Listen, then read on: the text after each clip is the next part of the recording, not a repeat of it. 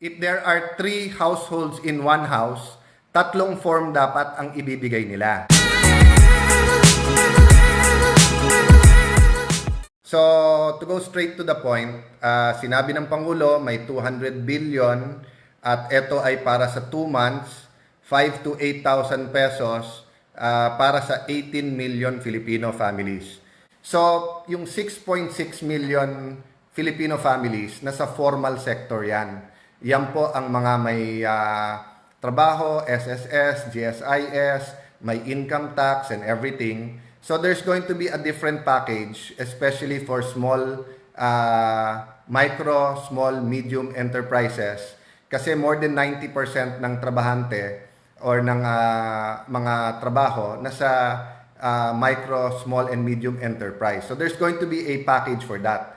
Yung Bayanihan to Heal As One is for the 18 million Filipinos na maka-receive ng 18 million Filipino families na maka-receive ng 5 to 8,000 pesos each, no? Then secondly, the law was also there to provide for yung mga medical needs, yung mga PPEs, personal protection equipment, protective equipment, at iba pang pangangailangan ng DOH at saka ng mga private hospitals, no? So I'll touch on that later. But siguro what I did is I looked at yung mga comments dun sa Facebook nung nagsasalita si ating Pangulo. And basically naman, 'di ba, yung suporta ng ating kababayan kahit hirap na yung iba, nandiyan pa rin. Pero ang tanong talaga, paano nila makukuha at kailan nila makukuha? So we go now to the guidelines that I think is a very important part of the report ng Presidente. Basically, ang guidelines, nilahad niya yung mga existing na programa ng gobyerno. For example, sa DOLE, they identified TUPAD at saka yung CAMP, no? So existing programs to na pwedeng dagdagan ng pondo and then i-adjust ng konti yung guidelines for the present situation. Another example is the Department of Agriculture, and si Secdar, nagpapasalamat kami sa kanya, last week pa, nagpadala na siya ng sulat kung ano yung mga priorities at paano makakatulong, no? So, yung pong DSWD naman, meron siyang several programs na existing na. So, let me tackle yung pinakamadali. Yung 4.4 million Filipino families po na kasama sa 4Ps or dun po sa conditional cash transfer, yan po ay dapat pinakamabilis. And kung may nakikinig sa DSWD and of course sa economic team, sa IATF, sana ma-release na kaagad yon kasi nasa gobyerno na ang records na nasa DSWD na yan. So meron na yan traditional way kung paano i-deposit yung pera at paano nila makukuha. So yun po ang example na binigay po ni Secretary Sani Dominguez nung Monday, nung Saturday, yung meeting namin before the Monday session. Nasabi niya yung 4.4 million i-top up na lang, or kumbaga sa cellphone mo loadan na lang, di ba? Pass a load na lang yon. So 4.4 out of the 18 million pwedeng gawin yon. Now I was told there's another 4.6 million na identified na as poor, no? So yan ang tinitignan na ng DSWD kung yan ay binibigyan at kasama na sa programa nila. Kung mabibigyan din directly yan, then 9 million na yan, kalahati na, no? So, paano yung kalahati pa? And kanina sa DZMM, yung isang director po natin sa DSWD, very articulate naman, kunikwento niya, no? But siguro, for a little bit more clarity, I think ito yung sinasabi niyang magkakaroon ng social amelioration card, no? Ito po yung sinasabi niya. Actually po, it's actually a form, no?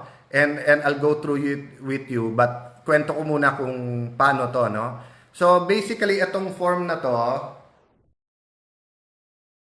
okay, na iba-ibang ahensya ang nandyan, no? DILG, DSWD, DTI, DA, Presidential Communications, atayan, tapos DBM, no? And then DLG. So, yung form po na yan, makikita nyo po yung name, Yung head of the family po ang papipirmahan yan.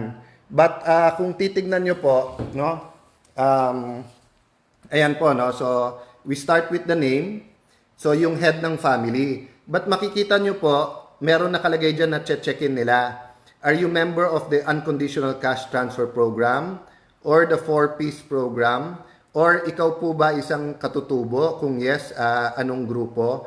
Or others na may programa na yung gobyerno? And then, kasama po sa form yung pangalan nung mga kasama mo sa bahay, anong relasyon, and then other information like anong sex, male or female, tapos petsa ng yung birthday to po, tapos yun, no, kung may trabaho, kung anong sector, etc., no? And then kung may condition sila para malaman din ng gobyerno kung may sakit. But let me also point down here na may barcode, no? So okay, so this form i-print po to sa mga local government units. So sa mga province, city or municipality. And then ang gagawin po diyan, yung barangay, ibabahay-bahay po 'yan. Lahat ng bahay ay required na bigyan 'yan. If there are 3 households in one house, 3 form dapat ang ibibigay nila. And then, yung pinakita ko sa inyo kanina na i-check natin kung nakalagay doon, kung conditional cash transfer, meron ka na, sa ilalim po, pakita ko po, no? Sa ilalim po, may nakalagay, eto, na dapat ang barangay officials ang magsabi. 'Di ba? Ang nakalagay po dyan, assistance to individual in crisis, programa po ng DSWD yan, dapat sagutan ng opisyal, oo o hindi, no? So on this point, kailangan talaga may instructions yung barangay because let's be realistic about it, no? Walang barangay captain na magsasabing huwag bigyan yung lahat ng bahay dun sa lugar niya, no? So dapat maging clear sa kanila kung ano yung basis, no? So having said that, pag chinekan na yung conditional cash transfer, ibig sabihin kasi makukuha mo na yan directly dun sa account mo. So hindi ka na dapat bigyan kasi dodoble, no? So ang intention in Metro Manila it's 8,000. So bakit 5 to 8,000? So if you're from another place sa ating bansa and for example dun sa lugar mo 25% less ang minimum wage sa inyo, so ibig sabihin po ang ibibigay sa inyo 25% less than 8,000. So 6,000 ang makukuha mo, no? So yun po ang ibig sabihin po dun sa 5 to 8,000, no? So yung form na to napaka-importante po na ma-fill-upan kaagad. So nung isang araw po nag-post ako, 'di ba, na ang distribution sana house to house, sana po yung COA picture na lang, cellphone na lang para wala ng ballpen, wala ng hawakan. So nakikiusap ako sa lahat ng LGU, although pa pipirma nyo yung form na to, 'di ba? Siguro pagkabigay hintayin nyo, but the less interaction kasi and the less surfaces na nahahawakan natin, pinapasa natin, the less risk of infection. But I guess because nga tama yung sinabi ng ating Pangulo, this is the biggest ever programa ng gobyerno na magbigay ng ganitong amount kasi ngayon lang naman tayo nagka-problema na ganitong kalaki. So ang problema kung walang basis din kung sinong bibigyan, unang-una hindi mo bibigyan 100% ng household We're going to give 18 million out of 24.4 or 24.6 million Filipino families. Now, kaya ko po tinuro yung barcode kasi yung iba kanina nagtatanong na sa akin if they can print. So, nung nagtanong kami sa DSWD, ibibigay pa daw sa regional director yung barcode for that city or municipality. I know for a fact that there's an important meeting tomorrow between the DILG, the DSWD, and the Department of Finance. So, pakitignan nyo po itong barcode na to. Kung by the time mag-meeting kayo tomorrow morning, na-release na yan, ibig sabihin, first thing in the morning, nag-preprint na yung mga LGU. Pero by the time na meet kayo or by the time na alas 9, alas 10, alas 11, kung wala pa yung barcode na yan, you might want to consider getting rid of it na. Because the barcode will actually help you sa liquidation and later on sa classification. But ang tao, kailangan nila yung pera ngayon na. 'Di ba? They cannot, people should not be made to wait any longer. Doon ko nakikita po yung desire ng Pangulo na makuha nyo ASAP or as soon as possible. Doon sa pagbibigay niya ng power. Sinabi niya kanina, ine-empower niya na lahat ng departamento. So kung guidelines lang po ito, nasa atin na po yan. Pati COA naman po, ang alam ko po, ang COA is being very sensitive ngayon at coordinated din naman. No? So what's going to happen? What's going to happen is that merong memorandum of agreement na ibibigay ang DSWD sa lahat ng LGU, and as soon as the mayor or governor signs it, no, they should download a certain amount depende kung anong household. So for example, kung sa Taguig, kung 220, 240,000 households kami, pero kung ang qualified ay 140,000 household, magda-download na sila ng 8,000 times 140,000.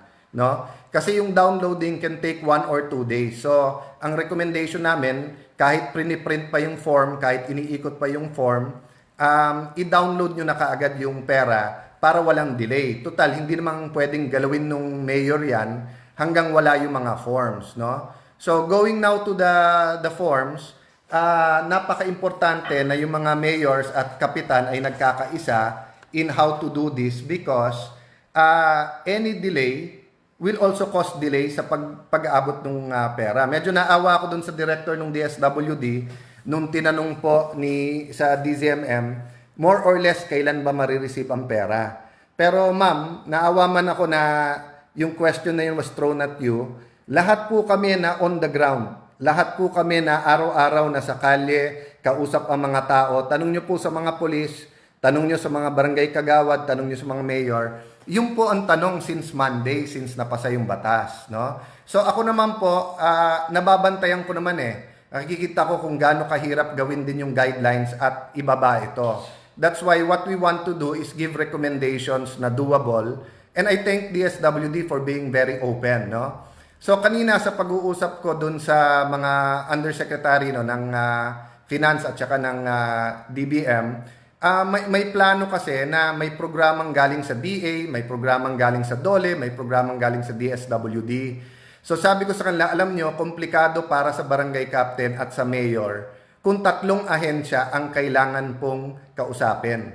Ako nga po as speaker, kausap ko yung mga ahensya para sa 300 congressman lang, mahirap na What more if your barangay has 50,000 people, 'di ba? And what more if your city has 100, 200, 500,000 households, 'di ba? So kung ang gagawin natin ay sa DSWD, yung traditional na guidelines ng AIX which is 5,000 lang.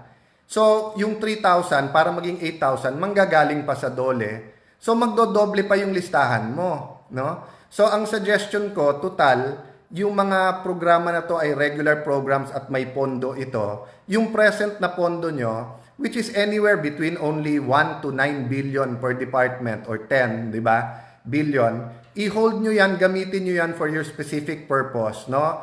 I'll explain that a little bit later. But yung 200 billion, ang tignan natin kung paano natin i-distribute in the fastest way and in the most efficient way, no? So, meaning, for example, no, if DSWD has 9 billion para sa AIX, yan po ay para sa mga nagkasakit, yan po yung sa mga individual na may crisis, di ba, namatayan, etc. So, keep using the money for that. No? But yung 200 billion na padating, dun mo i-distribute yung 5 to 8 billion 5 to 8,000 pesos per family, no?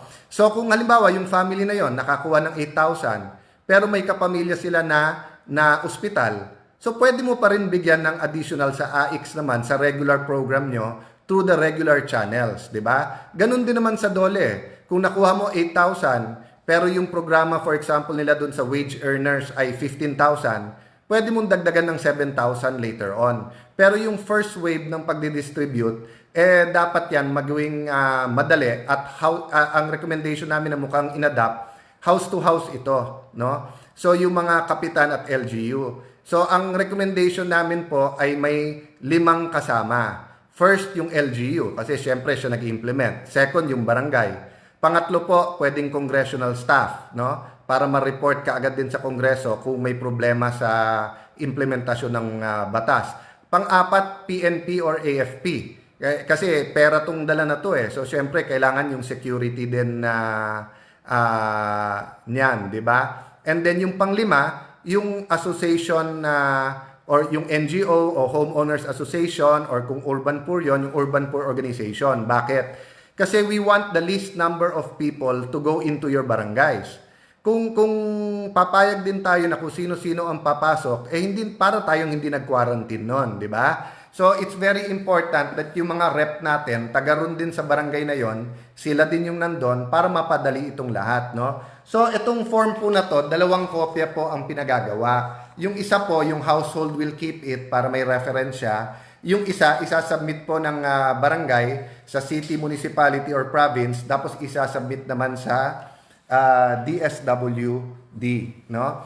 So, let me stop there muna. And I expect naman, since klaro yung guidelines, the different agencies, as soon as matapos yung mga meeting nila tomorrow, will start announcing kung paano itong gagawin. But gusto ko lang i-reiterate, no? And I'll address myself to the different departments.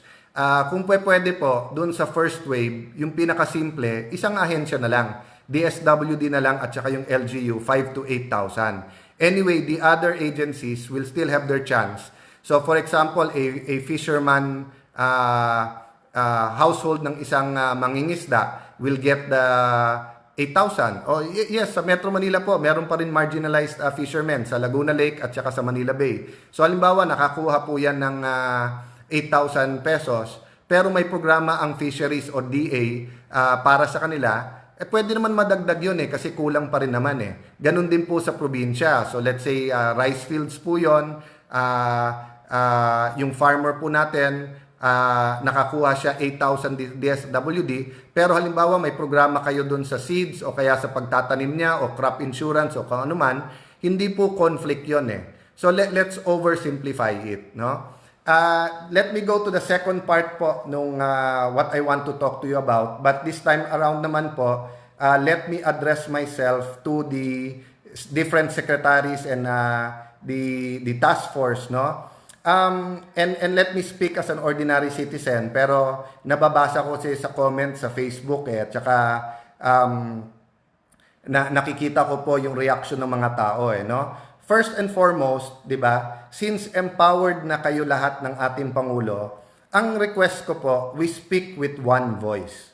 Okay, ulitin ko po we speak with one voice. Ibig sabihin, hindi po pwede na different members of the task force iba po ang sasabihin. I know that's not the intention, and I know sometimes tricky yung media kasi pag nagtanong, nag-clarification, yung context minsan, lalo kung tweet pa lang yon or kung nasa online na hindi kompleto, kung hindi naman yung buong video, minsan nami-misinterpret. But I'll give you an example. Di ba? Today, sabi ng isang news report, sabi ni Sec Anyo, hindi dapat i-extend yung quarantine. Sabi naman ng isang report, sabi ni Sec Duque, dahil hindi pa naman natin nakikita yung peak at hindi pa natin nakikita yung takbo nung dapat i-continue yung quarantine or hindi pa niya nakikita yung dahilan to stop the quarantine. So, I know they're telling us their opinion regarding yung kanilang duty. So, kay Sec Anyo as DILG sa law enforcement sa quarantine. Pero si Sec Duque naman sa health. So, anong point po na to? Sana po, yung discussions na yan, dyan na sa inyo sa task force. Pero pag lumabas, isa lang ang sasabihin, di ba? Kasi hindi naman pwede kung may 15 membro ng task force, 15 ang opinion, malilito talaga ang mga tao. At pag nalito ang tao, akala nila nalilito din ang gobyerno. But I'm very confident that actually, hindi naman yan ang ibig nyo sabihin. So this is what I was saying the other day, that communication problem, minsan communication problem, no? Let me go on and address myself to DOH, no? I know na talagang overwhelming ang task ninyo. Nakikita ko naman, very professional naman yung spokesperson nyo. But having said that, you have to get the point. Nalilito ang tao dahil hindi lang naman word nyo ang nakikita. I'll give you an example. Nabasa ko po, may businessman, magbibigay daw ng 500 million na PPEs, worth ng PPEs. Tapos nabasa ko naman, marami pong nagre-raise ng funds privately, and thank you po sa inyo, para po bigyan ng PPEs yung mga ospital. And then here comes DOH saying, don't worry, 2 billion na ang pinabibili natin, no? So, yun po ang point ko, no? One voice, but aside from one voice, kailangan may simplicity at clarity. Ang kulang po kasi sa sinasabi ng DOH, ilan ba ospital natin, ilan bang beds? Paano nyo ba kino-compute yung PPEs, no? Yung personal protective equipment, no? So, may isang health expert, binigyan ako ng formula. Ayoko lang sabihin dito kasi bine-verify ko at hindi naman ako health expert, but just an example, sabi niya, sa isang bed, let's say kung 10 ang kailangan na PPEs, 'di ba? Kasi hindi naman pwedeng same PPE parati ang gagamitin, lalo pag COVID-19 na pinag-usapan. So, mako-compute mo yung kailangan na PPEs, mako-compute nyo to regarding ilan ang beds. Ganun din naman yung beds, 'di ba? Mako-compute nyo sa anong projection nyo kung ano yung peak ng ma-infect at ilan ang ma-hospitalize, 'di ba? So, ang problema po kasi, 'di ba, may mga international shows na napapanood na ng ating mga kababayan eh. So, nako-compare nila kung paano yung National Health Service halimbawa ng UK, or kung paano si Governor Cuomo ng New York, or kung paano si President Trump, yung Surgeon General, yung Secretary of Health nila magsalita. So, for example, no, sinabi ni Governor Cuomo na, well, you know, the hospitals are saying that because they're used to having a supply of 3 months. And they'd be rather that at least 1 month yung supply. But I can tell you, all of our hospitals have supply for the next few days, and we're purchasing enough for the next few days.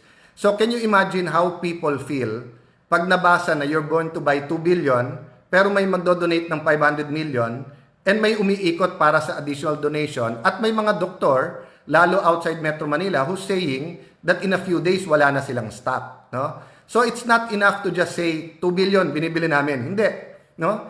Tell us the number of hospitals per region. Ilan beds yan, ilan i-deliver nyo, di ba? And then, i-communicate nyo yan sa mga ospital para sila mismo, pagka humingi sila sa tao or sinabing kulang, they can say what they meant by kulang ito, no? Ganun din po siguro sa DOH, kailangan very clear yung ating public health strategy, di ba? So very clear naman sa lahat, stay home para hindi maghawaan. Pero yung sa testing po, all of us know yung rule na test, test, test. Pero I think kailangan ipaliwanag ng husto, ano ba strategy nyo sa test? You know, you just can't announce that nagdagdag kayo ng testing center. As I said, I understand where you're coming from. Nakikita ko naman yung point nyo doon, di ba? Pero just saying that you're adding testing without telling people why and what the strategy is, 'di ba? Is causing problems. So, wag niyo pong sagutin niyo po yung media, pero po don't let the agenda nung nagtatanong sa media hijack our agenda. So, the Department of Health should be the one very clearly stating the public health strategy, and pabayaan mo na lang magtanong ang media. If it takes you 2 hours to explain the strategy, to give accounting of ilan beds per hospital, per region, per province, kung to explain everything, so be it, di ba? Wala naman sa konstitusyon natin na sa press con, kailangan 15 minutes ang inyong briefing and then 2 hours ang tanong ng media. Kaya nagtatanong ang media because hindi comprehensive or hindi arranged in a way yung briefing natin na maiintindihan nila very clearly, no? So lastly, no po, yung sa simplicity at clarity, hindi nyo po matatanggal talaga sa tao magtatanong ng timeline. So kami naman po sa Kongreso, lalo po sa House of Representatives, yung sa oversight, we will be constructive, di ba? Kami na magsasabi sa tao mismo kung tingin namin yun talaga ang proseso, government cannot get out of that kasi madaling madaling mag-criticize madaling maging expert kahit hindi ka expert sa lugar na yan during times of crisis. On the other hand, we can't just keep saying yes when we see that there's something happening or may pagkukulang o kaya, 'di ba, yung tingin nyo, klaro yung message nyo sa gobyerno, but on the other hand, hindi talaga klaro, no? So,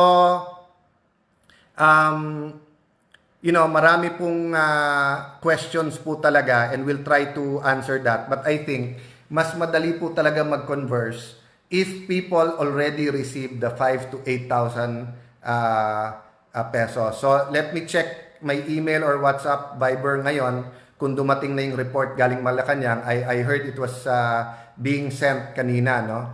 If not, tomorrow morning kung written yan, and we'll go through it and we'll update you. In the meantime, we're working with government.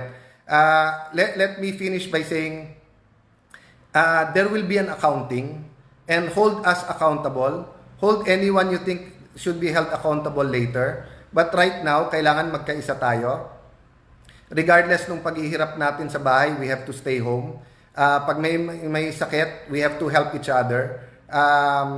Kung ano yung pondo ng gobyerno, we have to get it to the people right away. So yes, let's criticize each other kapag kailangan. Ibig sabihin kung kailangan may gisingin natin.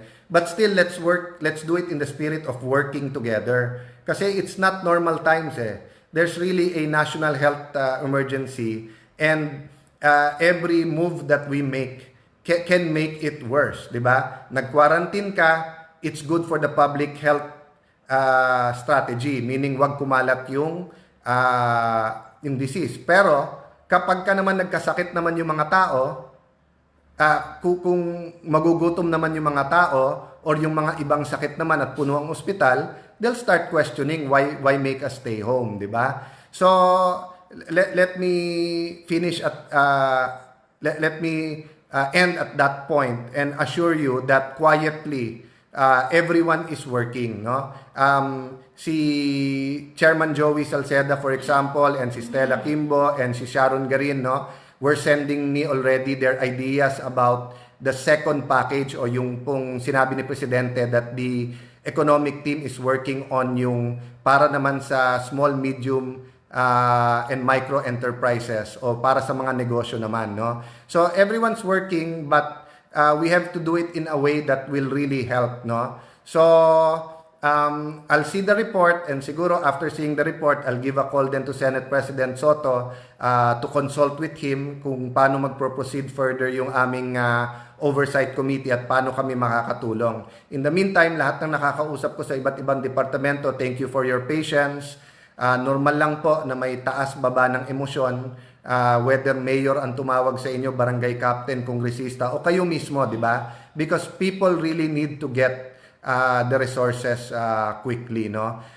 Lastly, may I just end by saying, dun po sa UK, yung National Health Service, what they did, yung mga alam po nila na may special needs o yung may underlying health yung mga at risk, no, like yung mga senior citizen at yung may underlying health conditions, sinulatan nila with a special hotline. Kasi po kahit anong hotline ibigay natin ngayon, it's puno eh. Minsan hindi pa nasasagot, di ba? Or pag nasasagot, pinapasa. But there are really vulnerable parts of our society that need a special line. Tandaan po natin kung may mangyari sa isa man lang, no? Isa man lang ng kababayan natin sa barangay and malaman yung nangyari yon, wala namang sisisihin iba kung hindi gobyerno eh. Kahit sabihin mong kasalanan ng COVID yan or talaga namang no one in the world prepared for this magnitude, di ba? In the end, di ba, ang tatay at nanay ay ang gobyerno. So let's support, no? Someone who's been very much a father to us, Tatay Digong, by following his instructions. Marching orders, he's devolved the powers, he's given you the powers, so let's work together to do it. So update ko po kayo bukas. Good night po everyone, have a good sleep, and cherish the time with the family, and don't forget to pray. Pray po tayo ng pray. God bless you po, good night po.